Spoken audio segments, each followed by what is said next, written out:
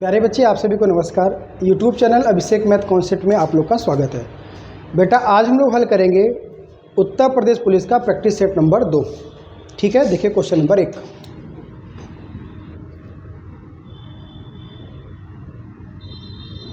एक चुनाव में 2 उम्मीदवार थे।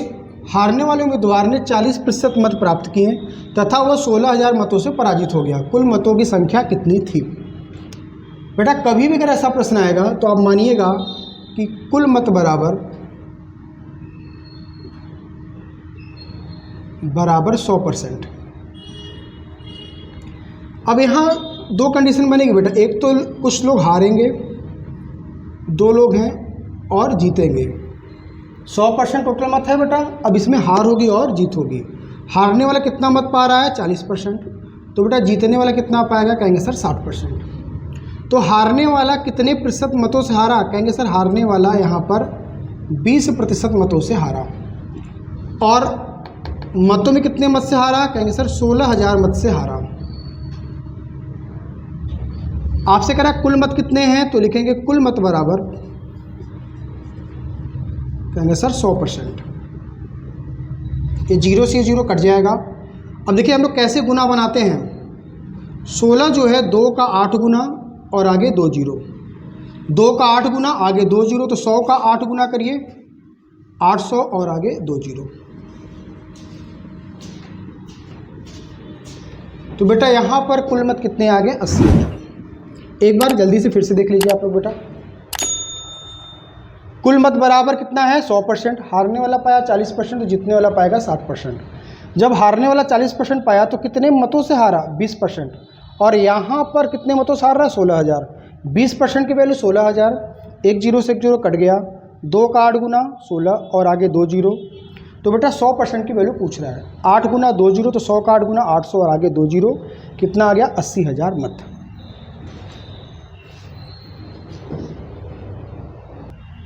देखिए बेटा क्वेश्चन नंबर 2।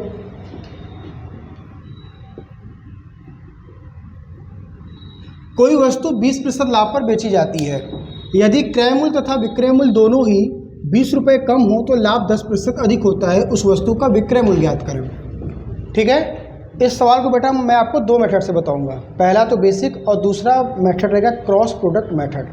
ठीक है, पहला बेसिक रहेगा मेथड, दूसरा मेथड आपको आराम से 10 सेकंड में सवाल को हल कर लेंगे। चलिए, बेसिक के लिए हम लोग इसको पहले हल करेंगे एक्स मानकर। माना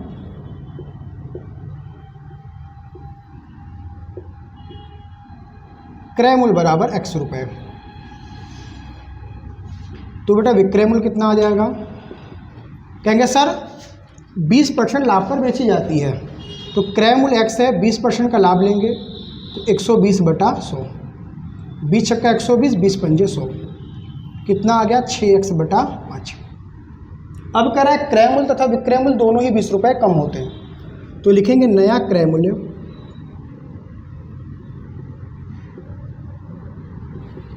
क्रय मूल्य कितना है? x नहीं, अब 20 रुपये कम होता। फिर लिखेंगे नया विक्रय मूल्य। विक्रय मूल्य कितना है?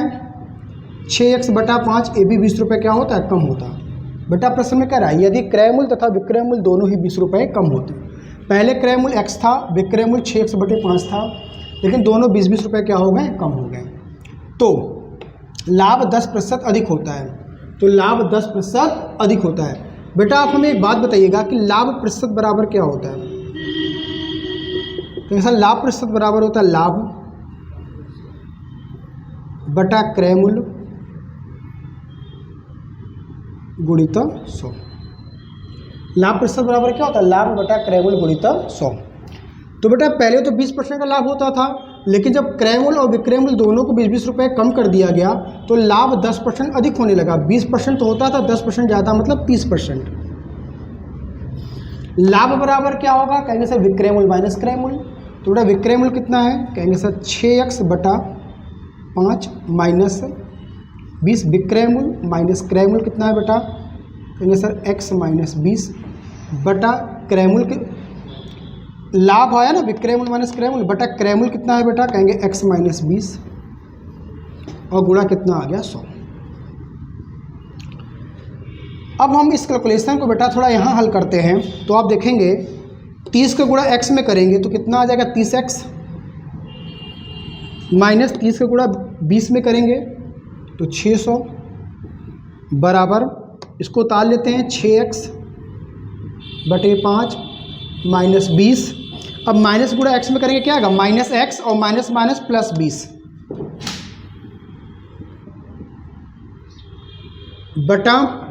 बटा तो कुछ नहीं आएगा क्योंकि मैंने मल्टीप्लाई तो इसका कर ही दिया बेटा इधर, और यहाँ पर आगे क्या हो जाएगा गुणा, ये वाला क्या आ जाएगा 100। ये जो बटा था मैंने मल्टीप्लाई करके यहाँ पर तो लिख ही दिया है, कहेंगे हाँ सर। तो ये ध्यान देंगे बेटा आप लोग कि माइनस 20 और प्लस 20 क्या हो जाएगा कट जाएगा, तो यहाँ आ जाएगा 30x माइनस 600 बराबर 5 का गुणा करिए x में 5x, तो 6x में से 5x घटाएंगे आ जाएगा x बटे 5 और गुणा कितना आ गया 100, 5 से काटेंगे कितना आ जाएगा 20। तो यहाँ है 30x में से 20x घटाएंगे कितना आ जाएगा बेटा, कहेंगे सर 10x माइनस 600 उधर चला जाएगा प्लस 600, तो x बराबर 0 से 0 कट जाएगा, x बराबर कितना आ गया 60। तो बेटा ये क्रयमूल्य बराबर कितना आ गया 60। अब हमें पता क्या करना है, पूछ क्या रहा है उस वस्तु का विक्रय मूल्य ज्ञात करें। बेटा क्रय मूल्य थोड़ी नहीं पूछ रहा है, अगर क्रय मूल्य पूछता तो आपको उत्तर कितना होता है 60 रुपये। बेटा आपसे कह रहा है कि विक्रय मूल्य बताएं, विक्रय मूल्य क्या लिखेंगे 6, x की वैल्यू कितनी आ गई 60 और बटे क्या लिखेंगे 5, 5 से काटेंगे 12 और 12 छंग 72 रुपये। ये था आपका ऑप्शन नंबर सी, और बेटा ये था बेसिक तरीका। आप लोग पहले इसका स्क्रीनशॉट ले लीजिए, ठीक है। ये आपका बेसिक तरीका था। अब देखिए अगर आपको इसको फिर से देखना होगा तो एक बार रिवाइंड करके फिर से देख लेंगे, समझ में आ जाएगा। अब इसका शॉर्टकट तरीका क्या है ये देखिए,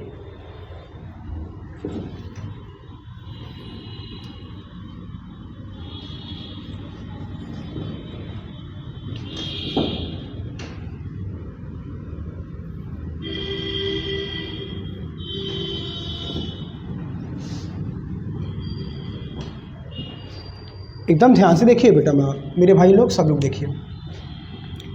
ये वैल्यू कितनी है 20%।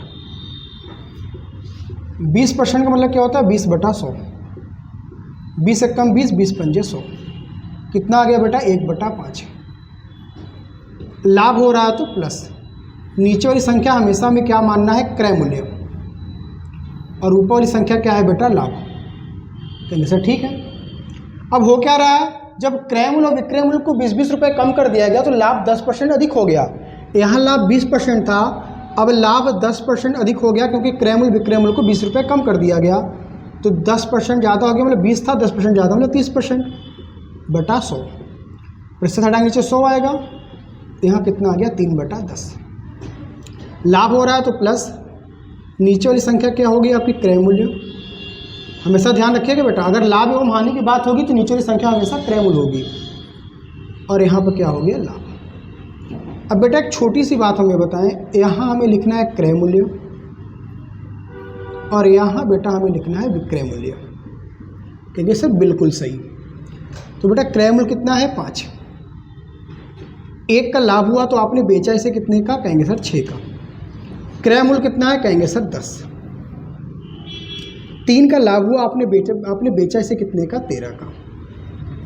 और जो क्रय मूल्य और विक्रय मूल्य दोनों को क्या कर दिया गया, 20-20 रुपये क्या कर दिया गया बेटा, कम कर दिया गया। इस मेथड पर सवाल मैंने कल भी कराया था, ठीक है, और बहुत अच्छे समझाया था कि ये मेथड बना कैसे था। कल आप प्रैक्टिस सेट नंबर 1 देखेंगे ना, तो उसमें आपको क्वेश्चन नंबर 2 में आपको सब पता चल जाएगा कि कहाँ से मेथड आया ये। अभी आप इतना जानिए कि 13 पूरे 65 क्रॉस मल्टीप्लाई करिए, 10 छक्का 60। यहाँ बेटा अंतर कितने का आया, कहेंगे सर 5 का। हाँ या ना, कहेंगे 5 का। यहाँ गुणा करिए, 13 दूनी 26, 260। 10 गुणत्ते 20 करेंगे कितना आ जाएगा बेटा 200। यहाँ अंतर कितने का आएगा, कहेंगे सर यहाँ अंतर आ जाएगा 60 का। 5 की वैल्यू कितनी आ गई 60। बेटा 5 की वैल्यू कितनी आ गई, कहेंगे 60। ये 60 5 का कितना गुना है? कहेंगे सर 12 गुना। 5 जो है 60 जो है 5 का कितना गुना? 12 गुना। अगर आपसे क्रयमूल्य पूछेगा तो बेटा क्रयमूल्य कितना है? 5। 5 का 12 गुना कितना हो जाएगा? 60 रुपये। अगर विक्रय मूल्य पूछेगा तो 6 का 12 गुना कितना हो जाएगा? 72 रुपये। फिर समझिए 5 की वैल्यू 60, कितना गुना? 12 गुना। तो 5 का 12 गुना 60 और 6 का 12 गुना 72। विक्रय मूल्य पूछ रहा है तो विक्रय मूल्य बेटा आपका आंसर चला गया। इस सवाल को एक बार फिर समझिए। अगर कभी भी सवाल ऐसा आएगा तो बेटा आपकी इतनी प्रैक्टिस होनी चाहिए कि आपको ये सब लिखने की ज़रूरत ना पड़े। 20% की वैल्यू 1/5 डायरेक्ट लिखिएगा 5 से 6। लाभ 10% अधिक हो गया, 20 से 30 हो गया, 30% की वैल्यू 3/10। 10 से 13 हो गया, 13 पूरे 65, 10 छक्का 60, अंतर 5 का।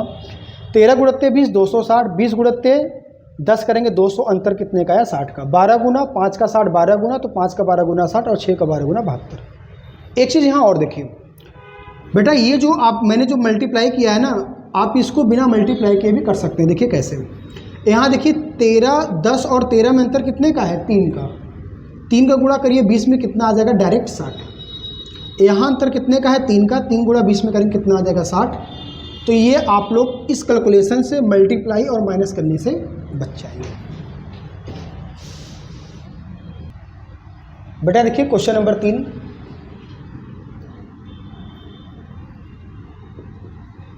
ए का विवाह 6 वर्ष पूर्व हुआ। अब उसकी आयु उसके विवाह के समय की आयु से 1 सही 1/4 गुना है। उसके पुत्र की आयु उसकी आयु की 1/10 गुना है। उसके पुत्र की वर्तमान आयु कितनी है? देखिए बेटा, इस क्वेश्चन को मैं बताता हूँ आपको 2 मेथड से। पहला मेथड तो एक्स मान के बेसिक, और दूसरा मेथड मैं आपको इस तरह से बताऊँगा, एकदम गजब का मेथड, कि अभी सवाल को ओरल हल कर लेंगे। ठीक है, देखिए पहले एक्स मान कर मैंने यहाँ लिखा वर्तमान। बेटा क्या करा? ए का विवाह 6 वर्ष पूर्व हुआ। आप हमें एक बात बताइए बेटा, जब इसका विवाह 6 वर्ष पूर्व हुआ तो इसकी उम्र कितनी थी? ये बताइए। जब ए का विवाह 6 वर्ष पूर्व हुआ तो इसकी उम्र कितनी थी? पता है आपको? नहीं पता है। तो मानेंगे कि ए का विवाह जब 6 वर्ष पूर्व हुआ तो इसकी उम्र कितनी थी? x वर्ष थी। ठीक, आगे। अब उसकी आयु उसके विवाह की आयु से 1 सही 1/4 गुना है। बेटा जो ये 1 सही 1/4 गुना का मतलब होता है 4 एकम 4 और 1, 4 एकम 4 और 1, 5/4 गुना। अब उसकी जो आयु है बेटा, वर्तमान वाली जो आयु है, इसकी उम्र की मतलब x की कितनी है? 5/4 गुनी, मतलब कितना हो जाएगा? 5x/4। ठीक। अब आप हमें एक बात बताइए बेटा, जब उसकी शादी हुई थी तो उसकी उम्र कुछ थी, और अब वर्तमान में इसकी कुछ उम्र है। तो शादी की उम्र में और अब की उम्र में कुछ साल का अंतर तो आया ही होगा। बेटा जब इसकी शादी हुई थी तब की उम्र और अब की उम्र में कुछ वर्ष का अंतर तो आया ही होगा। तो बेटा ये वही जो वर्ष का अंतर है, यही है कितना? 6 वर्ष। तो हम करेंगे क्या? 5x/4 माइनस x बराबर 6। वर्तमान उम्र जब इसकी शादी देखिए जब इसकी शादी हुई थी तब की उम्र और अब की उम्र में कुछ साल का अंतर तो आया होगा। वे कितने साल का अंतर आया? 6 साल का अंतर आया। तो चलिए 4 गुणा x में करिए 4x, 5x में से 4x घटाएंगे, x/4 बराबर 6। तो x बराबर 4 × 24 वर्ष। x बराबर 4 × 24 वर्ष। तो जब इसकी शादी हुई थी तो x की वैल्यू कितनी आ गई? 24 वर्ष। अगर वर्तमान की उम्र निकालें तो कहेंगे सर 5, x की वैल्यू कितनी आ गई बेटा? कहेंगे सर 24 बटा कितना? 4। 4 × 24 6 × 30 वर्ष। अभी बेटा मैंने आपको यही तो बताया था, जब उसकी शादी हुई थी तो उम्र कितनी? 24 वर्ष। अब उम्र कितनी? 30 वर्ष। अंतर कितने वर्ष का है? 6 वर्ष का। मैंने यही तो आपको बताया था कि वर्तमान उम्र कितनी है? 5x/4 और शादी के समय उम्र कितनी थी? x। इन दोनों की उम्र में अंतर कितने का? 6 वर्ष का। देखिए इन दोनों की उम्र में अंतर कितने का? 6 वर्ष का। लेकिन आपसे पूछ क्या रहा है? बेटा उसका पुत्र है, पुत्र की जो उम्र है ना, वर्तमान उम्र की 1/10 है। पुत्र की जो उम्र है ए की जितनी वर्तमान उम्र है 30, उसका 1/10 किसकी उम्र है? उसके पुत्र की, मतलब कितना? 3 वर्ष। तो बेटा पुत्र की उम्र कितनी हो जाएगी? 3 वर्ष, ऑप्शन नंबर बी। ये तो था तरीका आपका बेसिक, इसको आप लोग स्क्रीनशॉट ले लीजिए। अब देखिएगा इसका शॉर्टकट तरीका क्या होगा। यहाँ देखिए बेटा बेसिक आपको अच्छे सीखना है, ठीक है ना, क्योंकि बेसिक ही न्यू है। आपको न्यू बहुत अच्छे से आपकी मजबूत होनी चाहिए, ये बात ध्यान रखिएगा बेटा आप लोग, ठीक है। अब यहाँ देखिए बेटा कि यहाँ नंबर लिखा है 1 सही 1/4, 1 सही 1/4। जब उसको हल करेंगे 4 एकम 4 1 और 4 एकम 4 और 1 5/4, ठीक। अब यहाँ 2 उम्र की बात हो रही है, एक शादी के समय की उम्र की और एक वर्तमान उम्र की।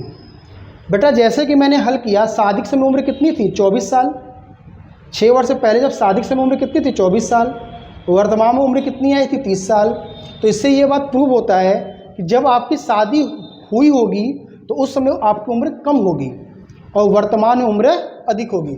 मैंने कहा कि मेरी शादी 5 साल पहले हो गई, तो 5 साल पहले तो मैं कितने साल का था? 30 साल का था, लेकिन अब मैं कितने साल का हूँ? 35 साल का। इससे ये बात प्रूव होता है कि शादी के समय वाली उम्र क्या होती है? कम होती है, और वर्तमान उम्र क्या होती है? अधिक होती है।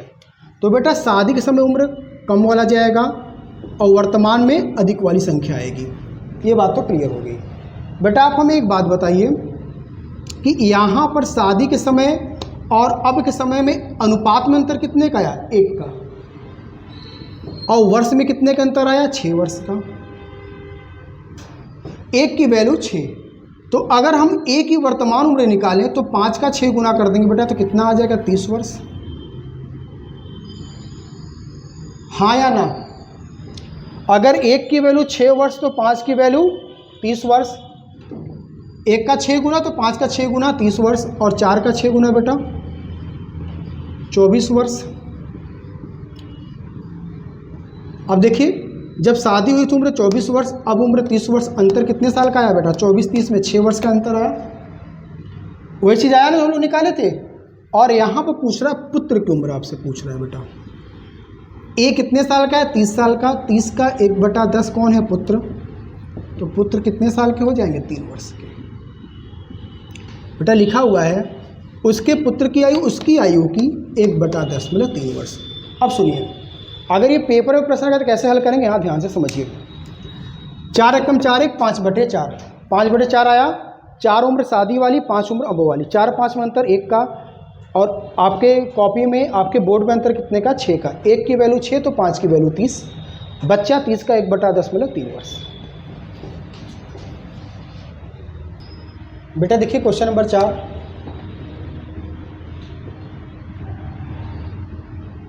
चक्रवृद्धि ब्याज पर दिए गए धन के 2 वर्ष तथा 3 वर्ष के मिश्र धन क्रमशः 9,680 रुपये और 10,648 रुपये हो जाते हैं। दर प्रतिशत तथा मूलधन ज्ञात करें। अगर कभी भी ऐसा सवाल आएगा बेटा तो हल करने का देखिए तरीका क्या होगा।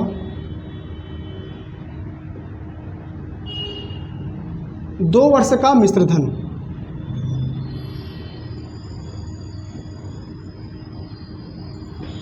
कितना दिया है? 9,680 रुपये।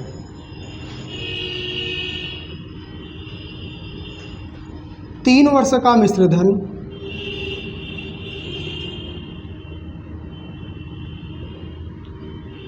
10,648 रुपये है। यहाँ से बेटा हमें सबसे पहले निकालना पड़ेगा दर प्रतिशत, ठीक है। 9,680 रुपया बढ़कर 10,648 रुपया हो गया। ब्याज कितना मिला? कहेंगे सर 968 रुपये। 9,680 रुपया बढ़कर 10,648 रुपया हो गया। बेटा आप ही बताइए, आपने किसी को 9,680 रुपया पैसा दिया और आपको मिला कितना? 10,648 रुपये। तो ब्याज कितना पाए? 968 रुपये। कहेंगे हाँ सर 968 रुपये ब्याज पाए। कितने रुपए पाए? मूलधन पर। मूलधन कितना है? 9,680 रुपया। और प्रतिशत के लिए 100 से गुणा। 968 से काटेंगे 10 बार कट जाएगा, 0 से 0 कटेगा। तो बेटा ब्याज की दर कितनी आ गई? 10%। बेटा आपकी जानकारी में हम आपको बता दें कि ये जो चक्रवृद्धि ब्याज का सवाल होता है, जो चक्रवृद्धि ब्याज का जो मिश्रधन होता है, ये अगले वर्ष के लिए मूलधन बन जाता है। ठीक है ना? तो ये मिश्रधन तो है, लेकिन अगले वर्ष के लिए ये क्या बन गया? मूलधन। ये 2 वर्ष का मिश्रधन तो है, लेकिन इस राशि के लिए ये राशि क्या बन गई? मूलधन। तो 9,680 रुपये 10,648 रुपया हो गया। 968 रुपये ब्याज मिला। 9,680 पे गुणित 100 बराबर 10%। पहली बात 10, मतलब यहाँ पे ब्याज की दर कितनी आ गई मेरे भाई? 10%। लेकिन एक चीज़ और पूछ रहा है आपसे कि मूलधन बताएं। बेटा एक बात बताइएगा कि यहाँ पर अगर हम ब्याज को कैलकुलेट करें तो पहले वर्ष का ब्याज कितना है? 10%। अगले वर्ष ये 10% तो मिलेगा ही, प्लस इस 10 का भी कितना? 10% कितना आ जाएगा? 1। इसको जोड़ेंगे 10, 10, 20 और 1 का 21% आएगा ब्याज। बेटा फिर समझिए, ब्याज की दर कितनी है? 10%। पहले वर्ष का ब्याज तो 10%, अगले वर्ष ये 10% तो मिलेगा ही, प्लस इस 10 का भी 10%। इस 10 का भी जब 10% निकालेंगे, 10 का 10% तो कितना? 1 कम 1 आ जाएगा। तो टोटल कितना होगा? 21%। ये 21% क्या आया? 2 वर्ष का ब्याज आया। ये 21% क्या आया? 2 वर्ष का ब्याज। लेकिन बेटा यहाँ तो 2 वर्ष का मिश्रधन है, तो एक बात ध्यान रखिएगा कि हमेशा मूलधन बराबर 100%। हमेशा ध्यान रखिएगा कि मूलधन बराबर 100%। मूलधन बराबर 100%। जब मूलधन 100% में 21% ब्याज जोड़ेंगे तो 100 और 21 क्या हो गया? 121। ये 121 क्या हो गया? मिश्रधन। ये 121 क्या हो जाएगा? मिश्रधन। 2 वर्ष का मिश्रधन 121%, और यहाँ कितना है? 9,680 रुपया। तो आपसे कह रहा है कि मूलधन बताएं। बेटा मूलधन बराबर कितना होता है? 100%। 968 जो है 121 का 8 गुना, आगे 1 जीरो, तो 100 का 8 गुना 800 और आगे 1 जीरो। उत्तर कितना आ गया बेटा? 8,000। तो मूलधन 8,000 रुपया, ब्याज की दर 10%। Option number A.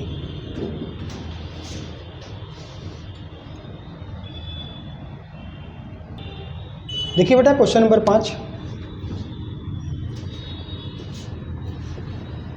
ये क्वेश्चन बेटा आपके हर प्रश्न में हर पेपर में ये प्रश्न आता है। ठीक है? यहाँ आपसे कह रहा है कि मध्यानुपात याद करें। बेटा मैं यहाँ पर आपको प्रथमानुपात, मध्यानुपात, तृतीयानुपात सब बताने वाला हूँ। देखिए बेटा यहाँ पर हमेशा आपको 2 नंबर ही पेपर में देगा। इसको आप मानिएगा ए और इसको मानिएगा बी। ठीक है? तो यहाँ पर देखिएगा, मैं लिख दे रहा हूँ ए कॉमा बी का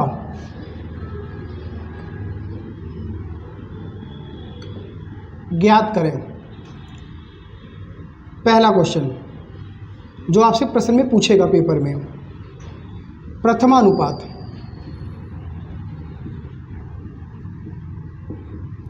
बेटा प्रथमानुपात पूछेगा तो प्रथम वाले का स्क्वायर कर दीजिएगा और जो बच गया उसको नीचे लिख दीजिएगा, खत्म।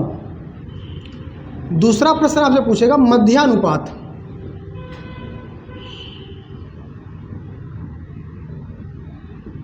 मध्यानुपात में बेटा आपको रूट लगाना है और दोनों को लिखना है मल्टीप्लाई में, a इंटू बी।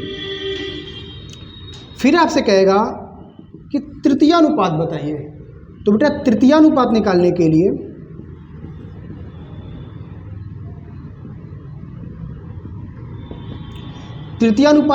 के लिए लास्ट वाले का स्क्वायर करिएगा, बचा क्या? पहले वाले को भाग दे दीजिए। इसको याद करने का ट्रिक क्या है समझ में आया बेटा? पहले ध्यान समझिए। पहले हमको प्रथमा और तृतीया याद करना है। प्रथमा पूछेगा तो प्रथम वाले का स्क्वायर, बचा वाला नीचे। तृतीया पूछेगा तो अंतिम वाले का स्क्वायर, बचा हुआ नीचे। और मध्यानुपात पूछेगा दोनों का रूट। अब आप एकदम फॉरवर्ड हो गए, चाहे प्रथमा पूछे चाहे द्वितीय चाहे तृतीया, सब निकाल सकते हैं मेरे भाई आप लोग। एक चीज़ बेटा और यहाँ पे समझ लीजिए आप लोग, अगर आपसे चतुर्थानुपात पूछ लिया तो देखिए बेटा एक रेशियो में a अनुपाते b समानुपात c अनुपाते d। अगर कभी भी आपसे चतुर्थानुपात पूछेगा तो आपको a b c d सब दिया रहेगा। तो बेटा आपको करना क्या है, वह अनुपात ये जो बाहर वाले हैं ना इसे वाह्य अनुपात कहते हैं, और जो बीच वाले इसे कहते हैं मध्यानुपात। तो बेटा करना क्या है आपको ना, वाह्य अनुपात का गुणनफल मतलब ए और डी का गुणनफल बराबर मध्यानुपात का गुणनफल बी और सी का गुणनफल। ठीक है बेटा। अब कुछ भी इसमें से आपको ए का मान कर दे दिया, मान के चलिए कि 4 दे दिया, बी का मान दे दिया 8, सी का मान दे दिया मान लीजिए 12, और डी का मान आपसे पूछ लिया। तो बेटा ए का मान कितना है 4, डी का मान आपसे पूछ रहा है, बी का मान कितना है 8, सी का मान कितना है 12, तो 4 दूनी 8, तो डी बराबर 12 दूनी 24। चतुर्थानुपात आप ऐसे निकाल लेंगे। अब यहाँ पूछ क्या रहा है मध्यानुपात, तो बेटा मध्यानुपात बराबर, मैंने आपको क्या बताया था रूट में a into B. A into B का मतलब 6 गुणित 24 का मतलब कितना 144 का वर्गमूल कितना आ गया 12। ये आ गया बेटा आपका मध्यानुपात। हम यहीं पे बेटा आपको प्रथमानुपात भी निकालना सिखा देते हैं।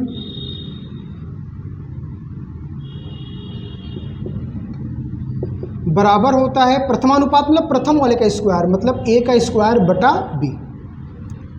तो बेटा a कितना है 6 का स्क्वायर करेंगे तो क्या आएगा 6 गुणित 6 बटा b कितना है 24। 6 कम 6 चौको 24, 2 तिहाई 6, 2 दूनी 4, 3 को 2 से भाग देंगे कितना आ जाएगा 1.5। बड़े प्रथमानुपात निकल कर आ गया। प्रथमा हो गया, मध्या हो गया, बच के आ गया तृतीय अनुपात। तृतीय अनुपात मतलब लास्ट वाले का स्क्वायर, तृतीय अनुपात मतलब लास्ट वाले बी वाले का स्क्वायर बटा ए। तो बेटा 24 का स्क्वायर करेंगे, बी स्क्वायर बटा ए। तो बेटा बी कितना है 24, 24 का स्क्वायर करेंगे बेटा क्या आएगा 24 गुणित 24। ए कितना है 6 से काटेंगे 6 चौको 24, गुणा करेंगे 24 चौका 96, 24 चौका 96। बेटा आप लोग हमें ये बताइए, इसका स्क्रीनशॉट लीजिए फटाक से, पहले फटाफट लीजिए, और ये बताइए कि वीडियो आपको लग कैसी रही है। ठीक है, मैं अपनी तरीके से बेटा जितना हमसे हो पा रहा है, ठीक है। ऑफलाइन क्लासेस 6 से 7 घंटे की रहती हैं, उसके बाद हम जैसे ही खाली पाते हैं फटाक से यूट्यूब पर आकर आप लोग के लिए यूपी पुलिस का प्रैक्टिस सेट डाउनलोड करते हैं। ठीक है ना, कि आप लोग बेटा हम कह रहे हैं कि जितना मैं प्रैक्टिस सेट करा रहा हूँ, ठीक है ना, उसका सबका एक नोट्स बनाते जाइए। वीडियो को बेटा लाइक करिए, सब्सक्राइब करिए, शेयर करिए और खूब मेहनत करिए। ठीक है ना, अगर आप पूरी शिद्दत के साथ मेहनत करेंगे तो पूरा ब्रह्मांड आपके सहयोग में लग जाएगा। इतना आप ध्यान से समझिए, पूरा का पूरा ब्रह्मांड, त्रिलोकीनाथ जो भगवान श्री कृष्ण हैं, सब आपके साथ लग जाएंगे और आपके सफलता दिलाने में एक महत्वपूर्ण रोल निभाएंगे। इसी के साथ धन्यवाद, थैंक यू सो मच।